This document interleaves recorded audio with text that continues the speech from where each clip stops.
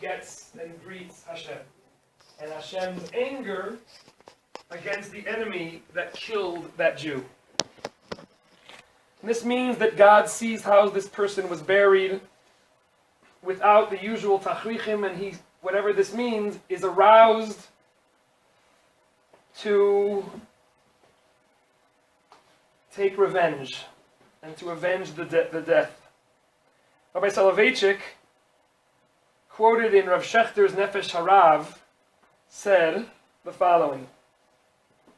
He says, "Ulefikach Amar Rabbeinu." Therefore, Rav Shechter says that therefore our Rav Soloveitchik paskined, "Shelafi hargashato geder degel hamedina hu ki b'chinat bigdei haharug." That the Israeli flag has the halacha of this same, the Shulchan Aruch of the bloody clothing. Shezeh semel lishfichat dam Yehudim. Ubazeh she'adegel hahu menafnef me'orerim rachamei shamayim al Am Yisrael.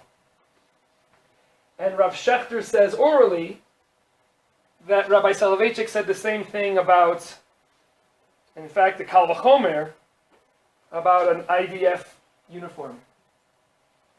And so today, the official name, as you see, the official name for today is Yom Hazikaron L'Chalalei Ma'archot Yisrael U'Pe'ulot Terror. We believe that these people were killed, and that we hope that Hashem appreciates the beautiful neshamot of every single Jew, from the youngest of the young. We saw infants, all the way to elderly, and everything in between, and everyone in between. Now, there are two ways that I think we're going to, or you're going to experience the night and the day. The night and the day combine and merge to a really powerful experience, and some people are going to go to our Herzl tomorrow and chalk up another, okay, I was there. All right, for the rest of my life, yeah, I was going to Herzl, been there, done that. Okay, what's the next thing to check off? And I'll say this, and there are going to be some of you who are going to do that, only because that's our nature, we're different, and people approach the day differently. But some of you, if history is any indication, are going to take the day, tonight and tomorrow, to get to know some of the people who are buried in Har Herzl or anywhere in Israel. And to talk to people who you're going to see, as we mentioned last week. Miriam Peretz, you will see her tomorrow. Hashem should give her blessing. She'll be healthy, she's fine, and Hashem, you'll see her tomorrow. You'll see Michael Levine's parents. I don't know why his father wasn't in the video, but you'll see his parents tomorrow probably. They come every year. We made Aliyah about 3 days before Michael Levine was killed. And we were waiting for our lift and everything. We weren't able to go. But I remember many of my new neighbors packing up and going. It was on Tisha B'Av, I think. And I remember asking one of them, a friend of mine now, a very close friend, in those days I barely knew him. I said, where are you going? And he said, a Jew is being buried, and he's a Chayal Boded, and nobody's going to be there, so of course we're going to be there. And I don't know, those of you who saw another video about Michael Levine, when the parents drove up to the cemetery, and they didn't know anybody, and there were thousands and thousands of people there. The father turned to his wife, and he said, oh, what a pain. Somebody else is also being buried. How are we going to get a minyan? How are we going to find our way? Until he realized that everybody there were relatives. Everybody there were brothers and sisters and fathers and mothers of all the Michaels that are buried throughout Israel.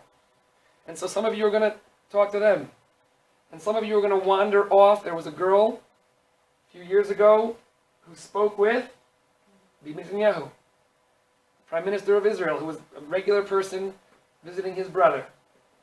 And some of you are going to go off and find the corner where nobody's sitting. Even in the thousands of people, there will be places where nobody is sitting. except for a woman sitting next to a kever. I had this experience a couple of years ago. A woman was sitting there, and I didn't want to interrupt her, but I saw that she was sitting next to a kever. It says that this person died at a battle for Malcha. So,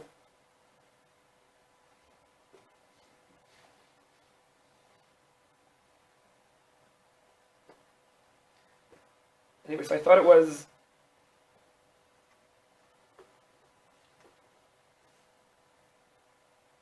going to take a while.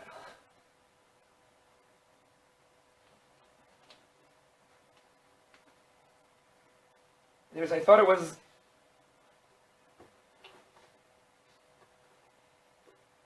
thought it was important to tell her.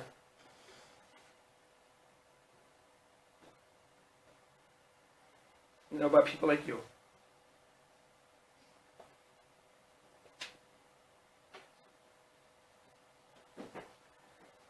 Okay. The way I, as a way to kind of, for myself, appreciate a little bit about what it's like to be in the army, I thought that I would share with you some personal anecdotes with a couple pictures of my personal experiences in the army. A warning is that it's not sad. Most of what I'm going to share with you is not sad. I guess that's a warning tonight. But I feel like we meet the Micah Levines of the world and all the other people afterwards. And it's important, I think, to appreciate what they went through. And I have no clue what they went through. But maybe a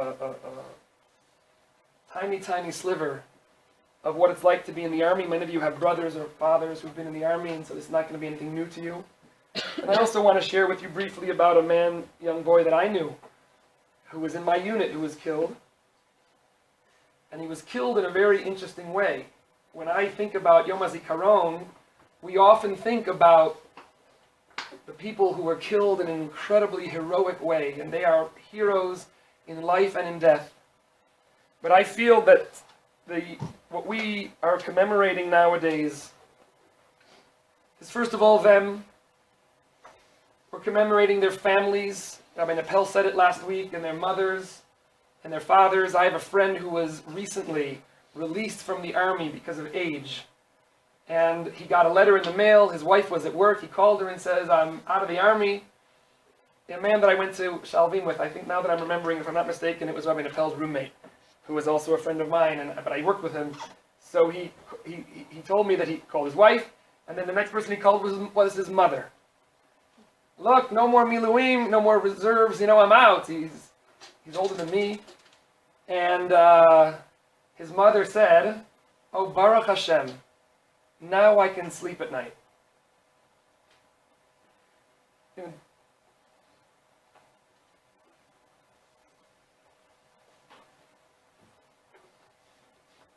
So this man, father and grandfather, was in the army for 30 years, and now his mother can sleep.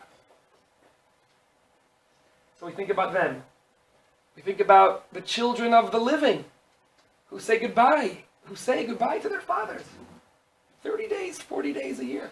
You have many people you know. I have not been in reserves for a long time, but many cousins just say goodbye. You're a lawyer, you're a doctor, you're a father, goodbye. 30 days. Nowadays you can't bring your phone with you. Those are heroes too, and so are the family members. And we think about victims of terror, Miriam's uncle, and the thousands of others, and the people who are alive today but are in pain, injured, never be the same. All these people we think about. And so, and I think about also people who died. We think about the heroes. Anybody who dies for Klal Yisrael, someone that we remember tonight. The man that I knew who died was a boy by the name of Raul. His family had made Aliyah from Argentina. And he served with me, not exactly in my units. I didn't know him so well. He died in a very heroic way, wearing an Israeli uniform, IDF. We're not in a battle. He died in a training accident. Not exactly a training accident. We were moving bases from one base to another. They were loading a tank up onto a truck. Mistake, I don't know what happened, and the tank fell off the truck and killed him instantly. And so then it's not a heroic story, no books are written about Raoul. But the only reason why he was there was for you and for me. So we think about people like that also. So I wanted to kind of quickly go through really what it's like to be in the army. Like I said, it's a little bit lighter, I think, than what we saw so far, and then I want to share a few ideas throughout. So first of all, I was a Chayal Boded. I learned 2 years in Shalavim, Shana Aleph, Shana Bet. And instead of Shana Gimel, which is the same year, if you care, when Rabbi Nepel was Shana Aleph, and I think Rav Ezra, I volunteered. I was a Chayal Boded myself. I lived at whenever I came home, with my uncle and aunt in Ramat Eshkol. They still live there. And in fact, I had a very powerful experience really quickly. We ourselves adopted a Chayal Boded. We ourselves have a boy who lives with us still today, who's a paratrooper. And I introduced him to my uncle and aunt. Nobody cared besides me, but it was a really powerful thing that what goes around comes around. And I didn't know if I appreciated how much my uncle and aunt did for me until, we have our own soldier, and we're very proud of him also. I have a son who's in the army. Anyway, so let me explain a little bit about what it's like. Some of it's new, some of it's not new, briefly, and then I'll share a couple of ideas. So, I joined the army, and I was, like every soldier in Israel, we were all photographed and checked inside and out, and we got 3 shots. They told us we were going to get 3 shots, and they told us that 2 of those shots were going to be in the arm. And I wasn't smart enough to figure out where the 3rd shot went, but we just go, it's just pile and pile, one after the other, standing in line and running and being yelled at to here and to there and to this way and to that way. And really, we slept one night in a main base in Tel Aviv, and before we knew it, we were shipped out. And before we knew it, we were in basic training. And in basic training, well, let me explain. We left the base in Tel Aviv, and we arrived at our base at night. And it's hard to explain on Yom Hazikaron, but part of the experience of the army is nervousness and anxiety of what's to come, what's the next thing. The whole bus ride down, people were trying, everyone knew what was happening. Everyone knew. No, we're going to go here, we're going to go there, and nobody knew anything. My Hebrew was good, my accent was terrible, and we finally, dark, we pull up at this base, and with the wave of an arm, some kid who was our age lets us in the gate, lets us in the door. We pull up, the bus comes to a stop. We're in these crisp new uniforms. I still remember shoes were killing, and the boots were killing, and all of a sudden, this sergeant gets on. Later, he was to be my sergeant. He gets on, and he starts yelling at us. I don't know what the heck he's saying. I don't know what he's saying. He's yelling at us, and all you do is, the trick is not to be noticed. The trick is not to stand out, and so you run, and people are taking their bags, so I'll take my bag, and we before we know it, we're standing. This is not a picture of this. This is just a picture of us being sworn in Latrun, where we're going in a couple of days, and we get off the bus, and we're nervous. And to stand at attention after it's really hard, and you're not allowed to scratch your face, you're not allowed to shuckle and all that stuff, and we stand at attention. And all of a sudden, after screaming and yelling, and everybody yelling and jumping and trying to carry their bags and put it over here and stand, then it got very quiet. And I'm sure it was only quiet for 5 seconds, but it felt like 5 hours. And a sergeant standing there, an officer with a lot of bars over here is standing there, and we're standing at attention, we're homesick, and we're already tired, and we're starving. And all of a sudden, this guy who was later to become our commander tells us,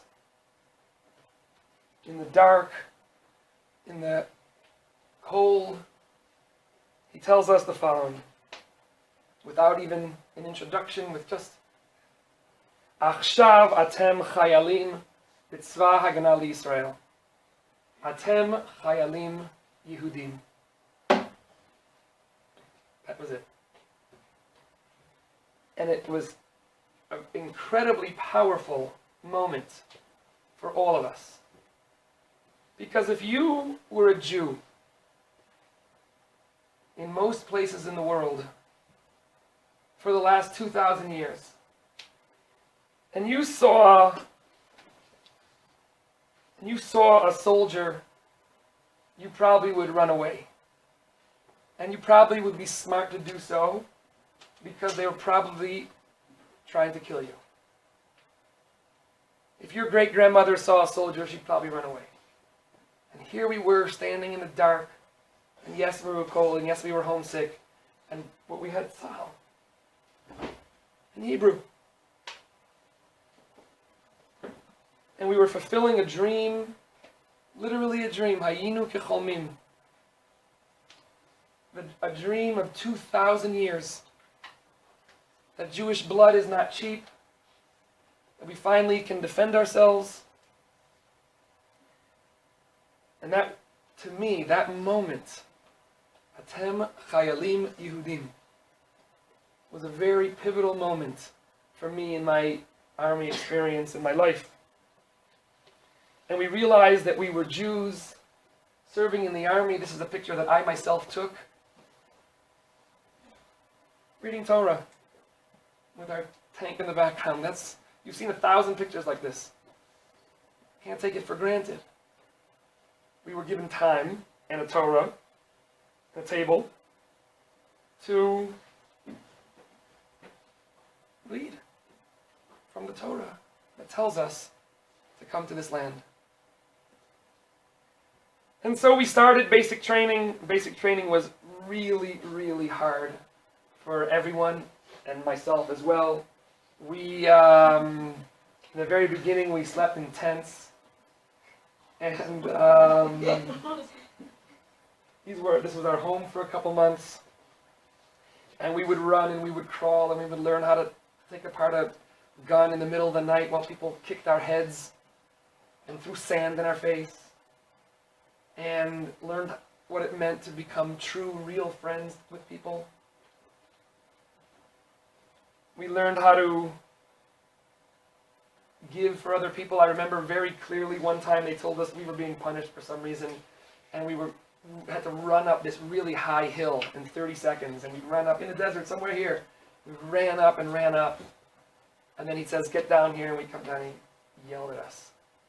How dare you run up that hill without making sure that every single person was with you?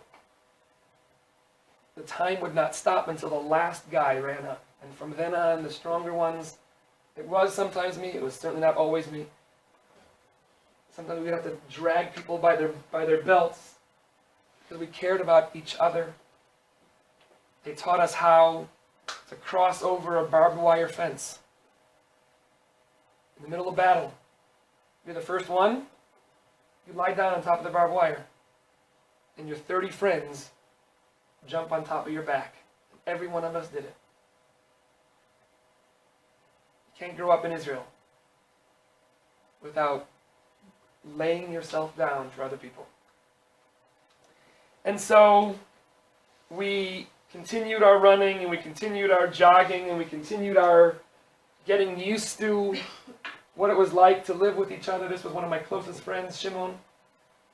And living with each other. This is a picture that I took perhaps during davening.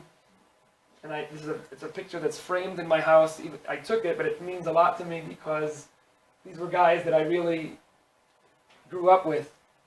And notice a few things. First of all, we're davening Shachar. You can see tefillin. We also can barely see because it's way before sunrise, trying to go around a fire where it's warm. These are clothes that we wore all week. You never changed your clothes. And you can see in some places, in many of the pictures, all this white is not dust. That is sweat that dried in the desert. The water component of the sweat dried and all was left.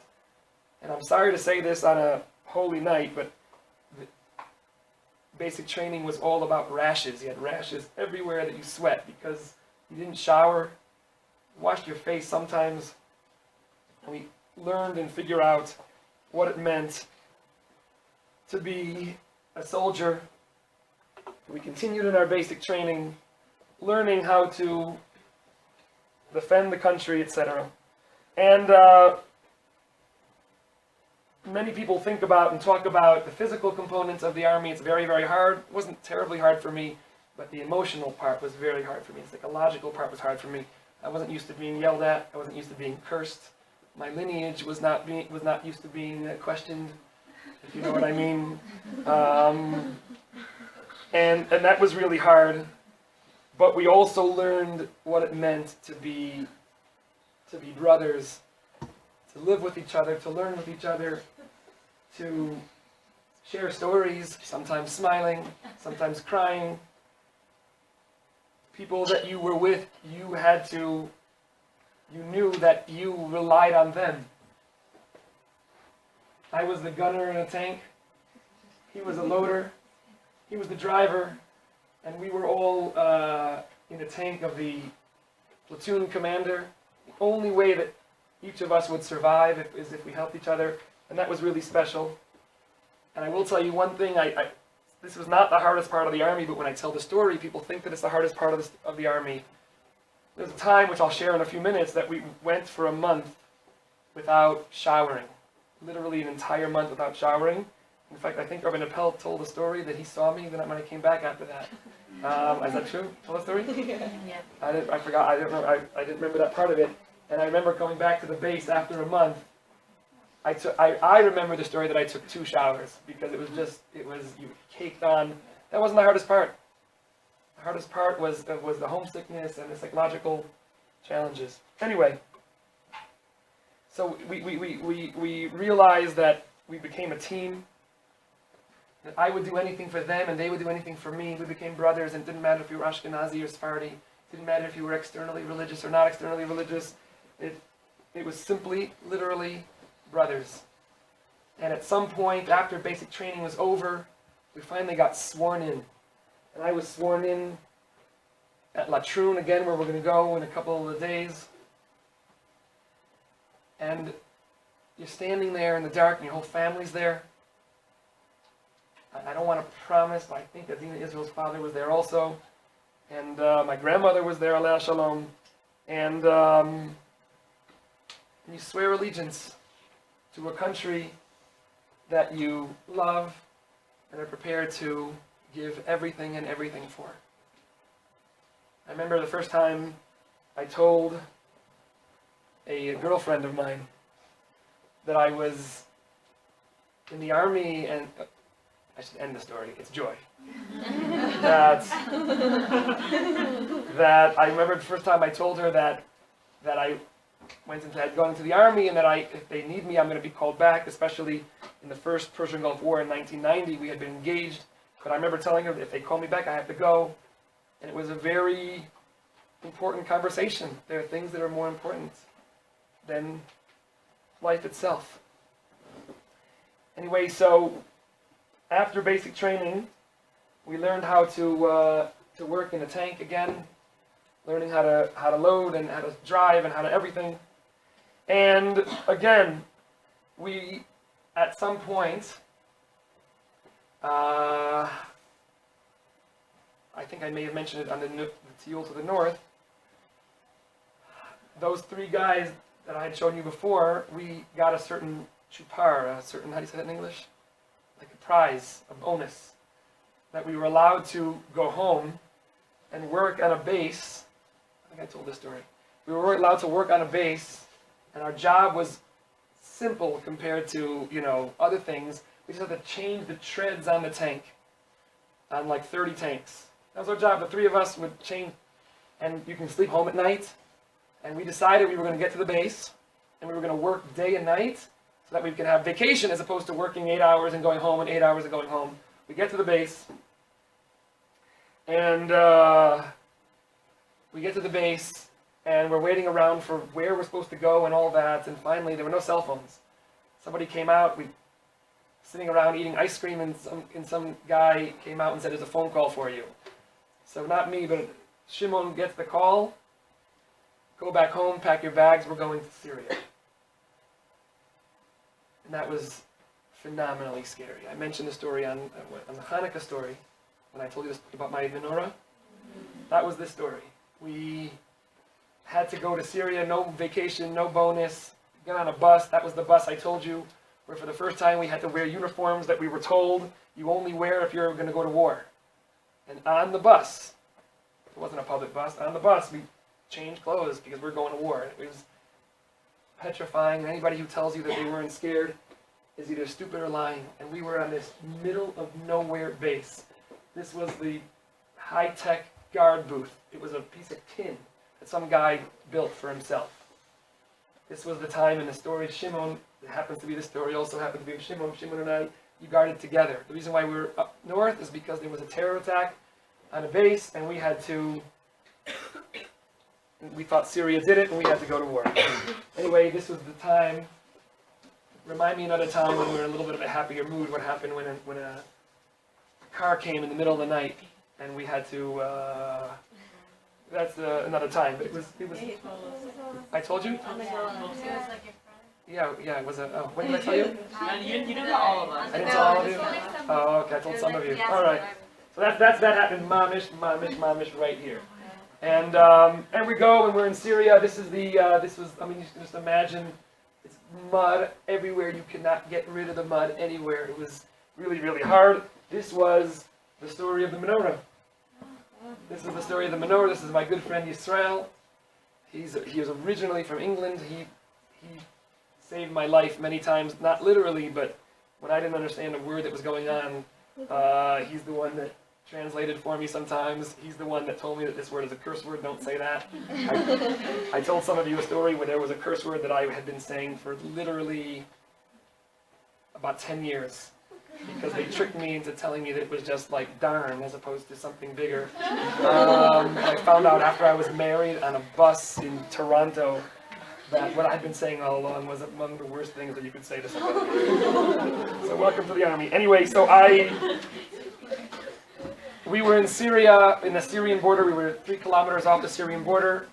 And in November of 1987, an Israeli truck driver was driving in a village called Jabalia, just next to Gaza City. He lost control of his truck, and he killed a Palestinian boy. A tragedy. But the Palestinians there would have been upset for other reasons, obviously, I guess, I should say. And they pulled him out, they beat him up, and there was a riot in a place called Jabalia. The next day, we were sent to Jabalia. Literally the next day, we were sent to Jabalia, literally the center of the first Intifada, 1987, 1988. And we were, again, scared. We lived in this tent for a month. The only thing separating us and our Palestinian cousins was one roll of barbed wire. At the very beginning, we had no clue what was going on. And I do want to share one story with you that happened then. So I mentioned that it was really hard being in the army emotionally. One piece of emotion that I didn't know was going to happen was during this Intifada. We were doing foot patrols, we were doing house-to-house searches, we were doing roof-to-roof searches, we were doing roadblocks. We were not trained. I was not trained for it. We were not trained for it, but we had no choice. And pouring rain. I still have a sitter at home that is moldy, that was in my pocket, under a coat, under a poncho. But I was in rain for all day. Joy, when I was in the army, was in seminary, Shana Aleph, and she remembers complaining to her parents that it was a very rainy winter. And I said, you don't say, it was a rainy winter, it was really, really rainy. Anyway, so one of the things that they made us do, and I understand it 1,000%, was that we had to show that we were powerful, or else they were going to take advantage. And so they dressed us up as a way to be really scary. And You don't wear your beret in the middle of the field, but you do when you're on patrol, so that you can. And one of the things that really, one of the things that really made me scared, pained, was that wherever I walked, children were afraid of me. Palestinian children were afraid of me, and I wasn't used to that. And I really, really struggled with it. I understand what we're doing, I believe in it, I support it, but it was really hard for me. I remember literally walking down the street. This was when they used to be afraid of us, and little children would go like this. They didn't want to look at us. It was hard for me. And I children were sending us care packages because we were in this intifada. And I remember on Fridays, no cell phone. I used to call my aunt. I had 3-4 minutes to talk to her, and she used to ask me, "You're not anywhere dangerous, are you?" Because the news was spreading, this intifada. I said, no, we're in tanks. We're not anywhere dangerous. They don't need us. We're doing maneuvers. I lied to her. Anyway, so I was really, it pained me, so I thought that it would be a good idea, even though I'm a tough guy, I thought it would be a nice idea to give candies to the Palestinian children. And my commanding officer took me aside and he said, "Goldschmidt, you'll be court-martialed if I report this. I mean, this is like the stupidest thing you can do." I said, "I know, but it's just, it's hard. It's hard for all of us, but I mean, this is really stupid." So I said, "Yes, no worries. Okay." Okay. Keeping those two stories in mind, January 1st, 1988 was a Friday. It was also January 1st. And so they placed us, I stood on a corner in Gaza City for 8 hours in a row, just standing there. Because we were afraid it was a Friday, and we were afraid that things were going to happen. And I was standing there for a long time, and it was hard for me to have these children. There were children all around me, and I was teaching them English, and they were teaching me Arabic, and I may have given them some things that were sweet, and little small things in small wrappers. Nobody saw, so it was fine. 1 week later, I am sitting on a bus on the way home for the first time in a month. This is when I hadn't showered in a month. Sitting on the bus, kind of in the back. And it slowly dawned on me that a few people were turning around and looking, like in the back of the bus. And I also looked, I don't know what they were looking at. Until another officer who was on the bus ahead of me, this is an Egged bus. He goes, "Goldschmidt, get over here." On the bus. Not my officer on the bus, but he says, "Get over here." I didn't say that to him, I thought that, but I didn't. So I stand up and I walk up and I see the following. It probably didn't happen exactly like this, but in my mind it happened at this very exact moment. My uncle and aunt sitting in Ramat Eshkol, who I had told for the last month that I was doing maneuvers, were eating breakfast. I was going to see them in a couple hours. And it seems to me, I'm sure it didn't happen at the exact moment, but in my mind, while my uncle is reading the newspaper, and I walk up on the bus, and there's a man reading a newspaper, and he sees this. And apparently, I was on the picture I have in my house is so big, it was 2 pages of a picture of a girl that I was playing a game with. I think she's about 8 then, she's about 38 now. And so my uncle, his eyes pop out of his head. My nephew is in, I should have said, the article is not about me. The article is completely not about me. It is an editorial about how the army has to be scarier and is not tough enough.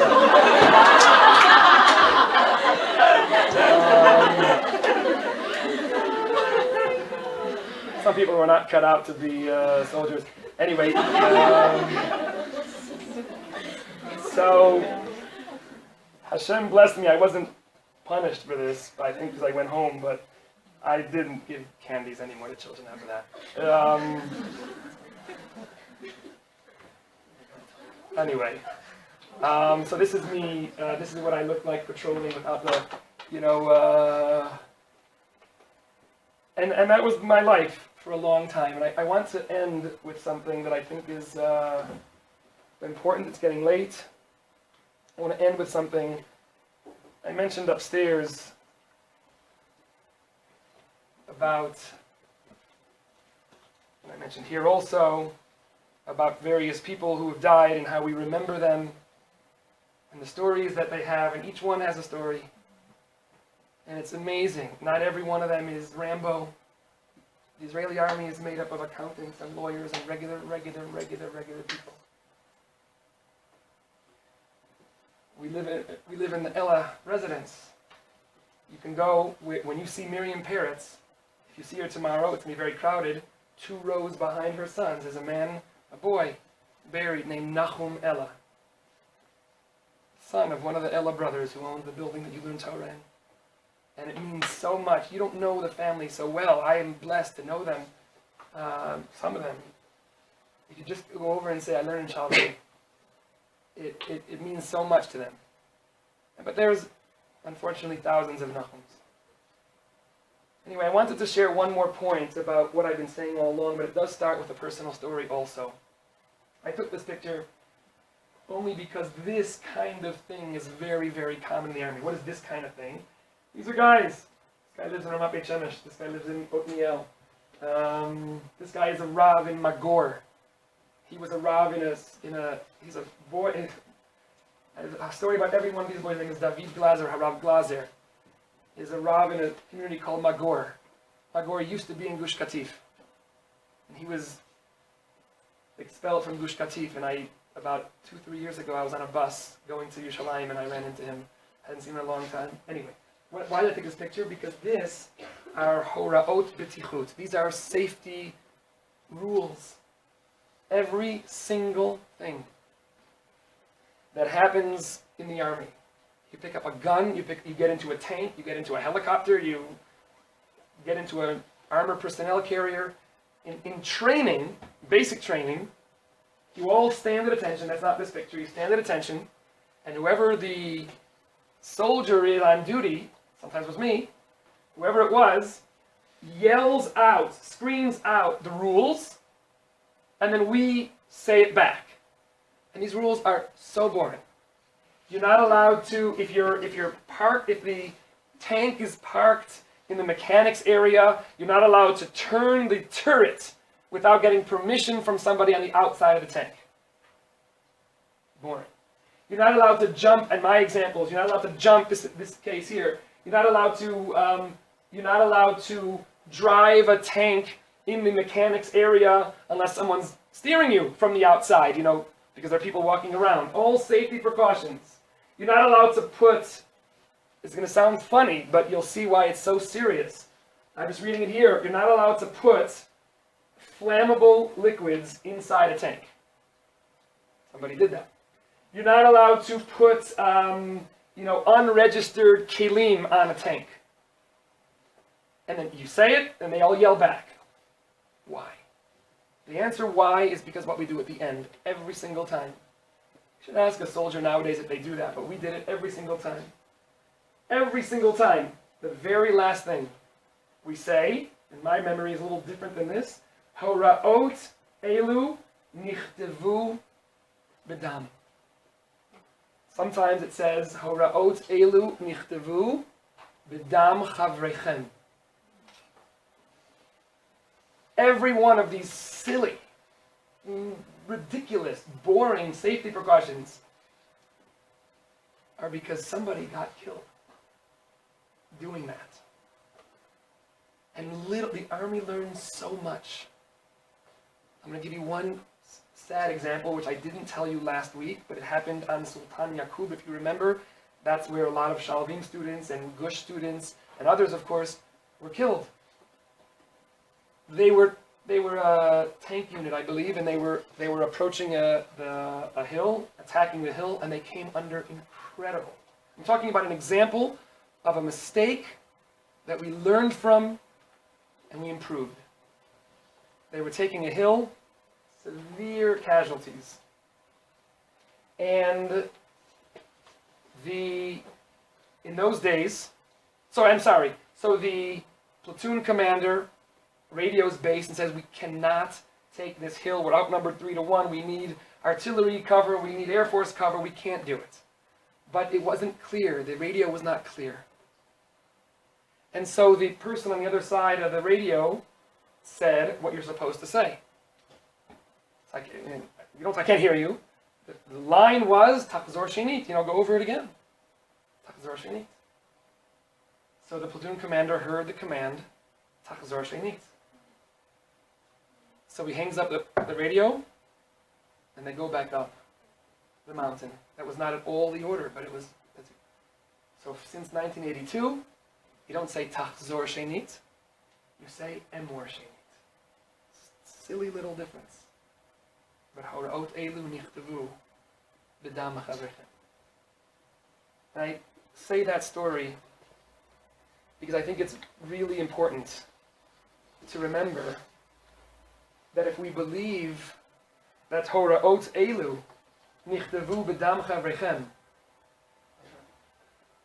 Horaot Elu Nichtavu B'dam Chavrechem, then I firmly believe that this country was built by Kadosh Baruch Hu, by incredible pioneers, by courageous people, living and not living, and it was built b'dam chavrechem.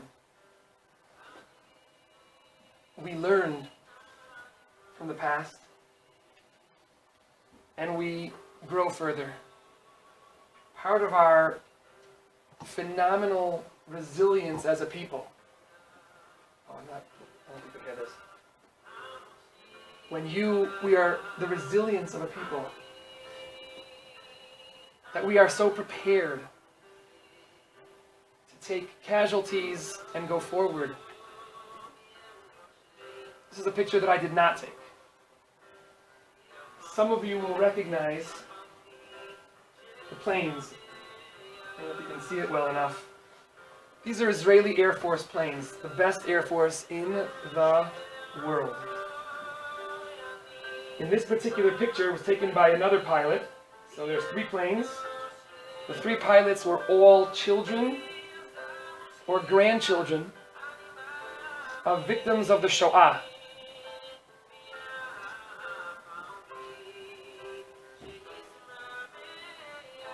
And they are not, in this particular picture, are not flying over Akko. They're not flying over Beit Shemesh. They're not flying over Yerushalayim. Some of you may recognize that they are flying over Auschwitz. A few years ago, the Israeli Air Force was given permission to fly over and have a whole ceremony flying over the very place that their fathers or grandfathers, mothers and grandmothers were murdered.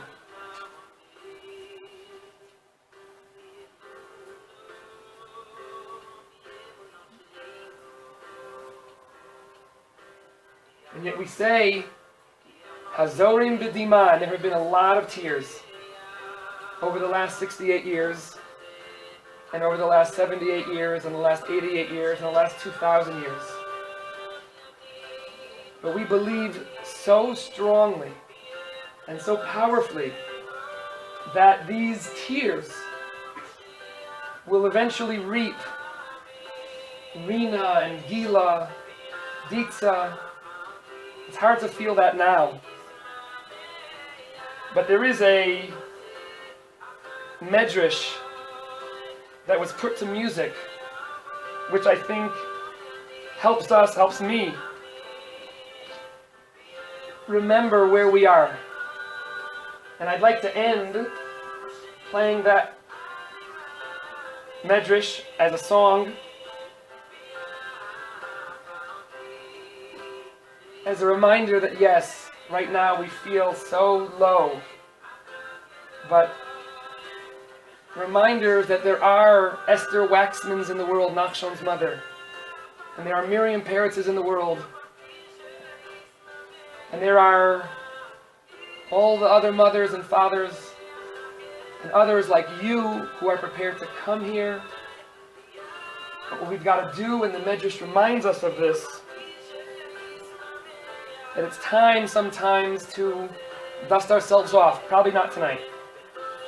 Probably not tomorrow morning. But at some point, we dust ourselves off. I'd like to share with you the following beautiful song. You probably heard it before.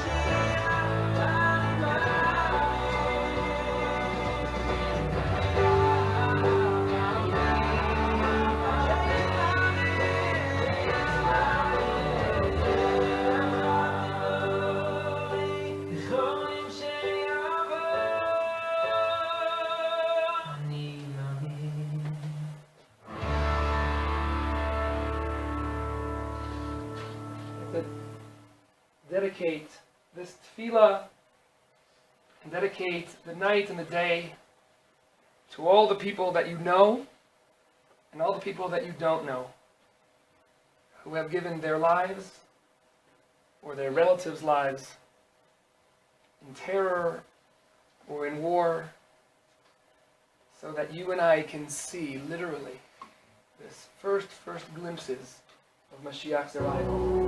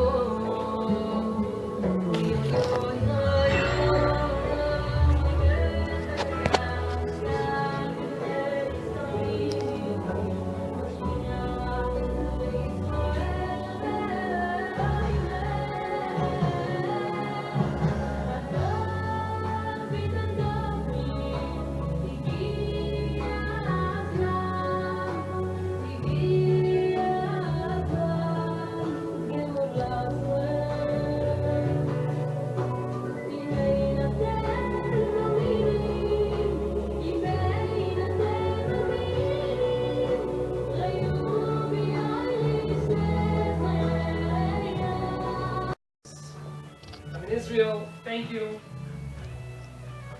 I'm in Israel, I can cry.